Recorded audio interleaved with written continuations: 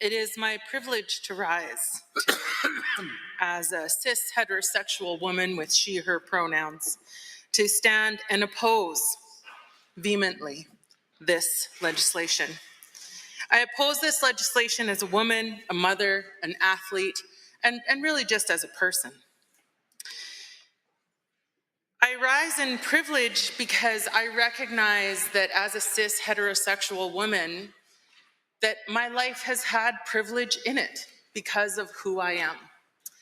And that because of those attributes of myself, I have not faced the daily discrimination that people in our trans and pride communities face every day, that they just try to be themselves out there on the landscape.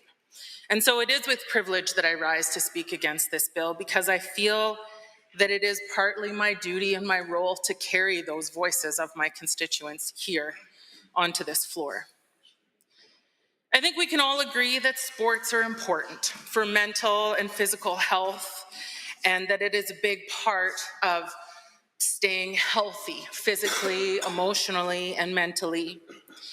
I think we can all agree that being part of a team is also part of being healthy, especially as youth, when you're struggling so much with your self-identity and feeling like you don't fit in. I'm sure all of us in this chamber at some point in our lives felt like we didn't fit in. For me, that was in junior high and high school, and it was the girls' rugby team of my high school that made me feel like I belonged to something. And then it didn't matter that I had this crazy hair that I was often judged for. Because judging people for what they look like or who you think they are based on what they look like is inappropriate. We all seem to recognize that, and yet here we are debating a bill that is exactly that. We know that it's good to be part of a team, that peers support you. They give you camaraderie. They help you when you're sad, when you're frustrated. They're often an ear to listen when you are going through tough times. And a lot of that team atmosphere comes from sports.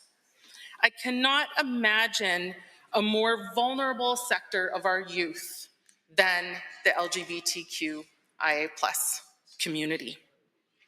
And yet this bill targets these youth and eliminates them from the exact support that they need, which is a team of their peers who don't care what they look like, a team of their peers who just want to hit the field or the ice or the climbing gym or whatever the venue may be for the sport.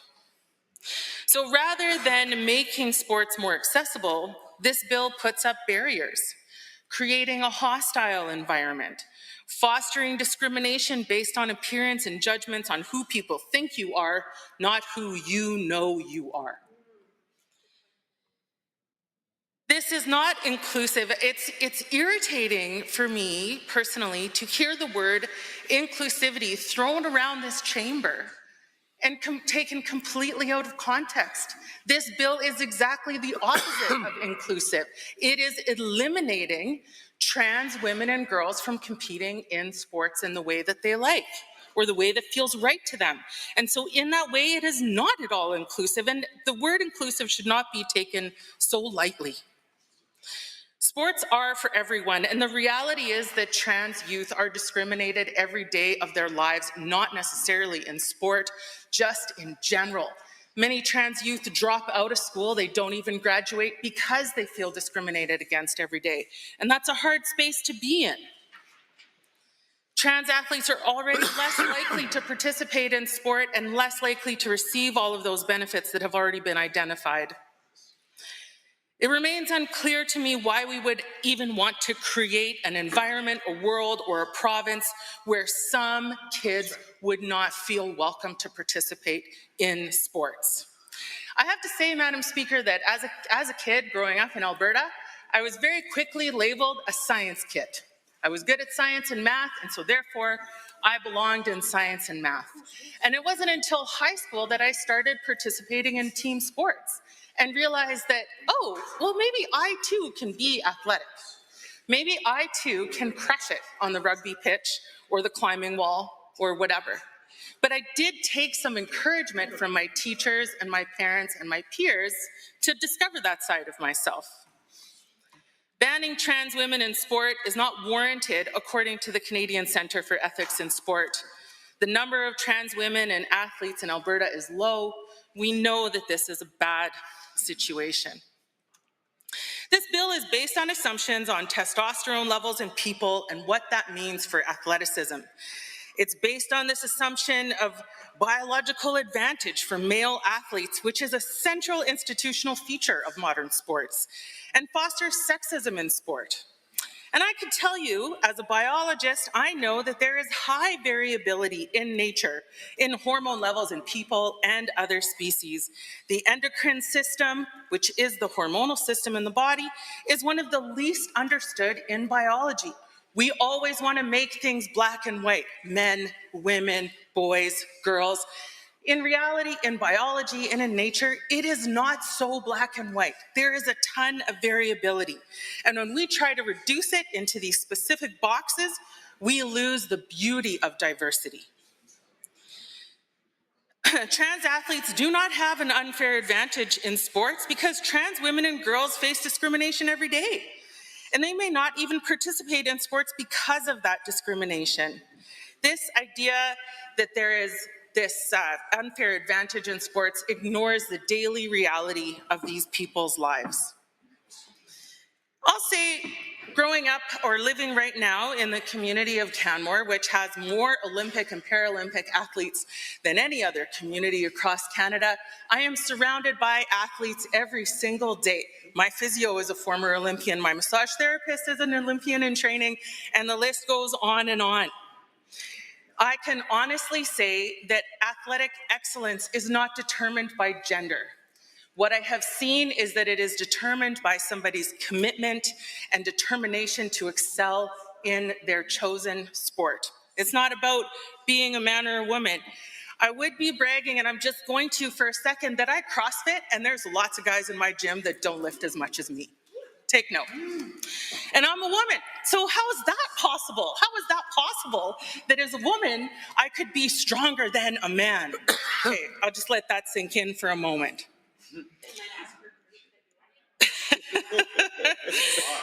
So the person's genetic makeup is not what makes them excel at fitness.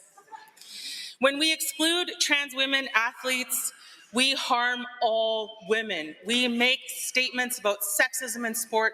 We propagate this myth that men are somehow better at sports than women. And that is something that is just completely inaccurate. I question a little bit about what's next. If we're going to say we're targeting biological advantage based on gender, will we also start targeting biological advantage based on height? Well, really tall people shouldn't be playing basketball and volleyball because they're too tall and they have an unfair advantage. People with really broad shoulders and big wingspans shouldn't be swimming because they have an unfair biological advantage. The list can go on and on and on. People with long legs should not be marathon runners because they have an unfair advantage. Trans women are already competing in the National College of Athletic Association consistent with their gender identity, and yet women's sports in the US college scene have not collapsed. The world has not caught on fire. Transgender children are not a threat to sports. Transphobia is. And I want to say this very clearly for the record, transgender women and girls are women and girls. And so when we talk about fairness in the sports for women and girls, to me that includes transgender women and girls because they're women and girls. They already fit in there. If we really wanted to support fairness in women's sports, we would address the systemic discrimination in women's sports. We would fund it. We would help it grow. We would make sure that women have access to the same equal pay as male athletes. We would make sure that women's sports are fostered to grow in the same way that male sports are, and they are not. And if we wanted fairness, that's where we would put our effort. So this bill is not fair. Who defines fairness, Madam Speaker? Who gets to say what is fair? According to this bill, it's the Minister of Tourism and Sport, that he gets to decide at the end of the day what is fair. Well, recognizing that ministers change over time and it might not be the same individual person, but I guess it will just be whoever sits in that ministerial chair will decide what is fair, and for me, that's really unfair. The UCP should stay in their lane, Madam Speaker. It is not the minister's decision to decide what is fair in sports. It is the decision of the organizing bodies that organize and host our sports and our athletes. The big picture of all of this, though, this piece of legislation and the other two anti-trans legislative pieces that we've seen so far, is segregation. And that, to me, is very upsetting. As one of my constituents told me, this is cis people saying they don't want to share public spaces with trans people. For the record, Madam Speaker, I'll share my public space with anybody who doesn't threaten my personal safety, and I can tell you that every trans person I've met has not threatened my personal safety. In fact, I kind of like them. I love them all. They have taught me new things about myself and about society and about the diversity of lived experiences that bring us here today that I could not have learned through other people.